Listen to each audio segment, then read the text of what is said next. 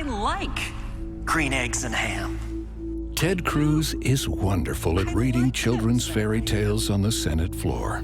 You rolled out what people are calling anyway your first kind of attack ad of the season. Why did you focus that energy? I wouldn't call it an attack ad. I think that's going a little too far. So you and I are both familiar with sort of the arcane rules, complicated rules of the Senate. We also both know that Senator Cruz was reading green eggs and ham as part of in practice, a filibuster to block something that you vehemently opposed. Yeah, but do you think it was a fair characterization of what he was failed. doing?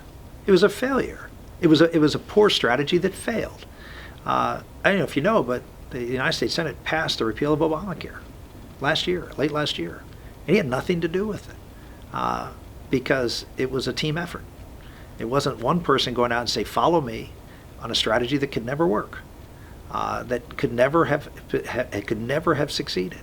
And that's the problem, that we had someone go out and do something that was for his own personal aggrandizement, as opposed to trying to deliver something for the conservative cause, which is to get a bill on President Obama's desk. And so I think it's actually one of the reasons we used that speech was it's emblematic of someone who is out promoting himself as opposed to trying to accomplish something for the conservative cause and get something done that's positive. I use Ted as almost a metaphor for the group of candidates who are leading the race right now.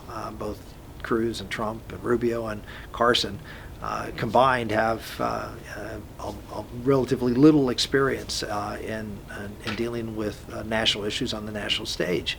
And if you look at that and you look at the experience over the last 8 years with someone who came in with that little to no experience, and someone particularly in the category of Cruz and Trump, who are, well, let's just say divisive figures, do we really need another divisive figure with very little experience going to the White House? It's not going to be beneficial to the Republican nominee to have someone who has literally no experience in the area of national security. It's not going to be a plus for us, and I think that's the emphasis we're trying to make in this ad.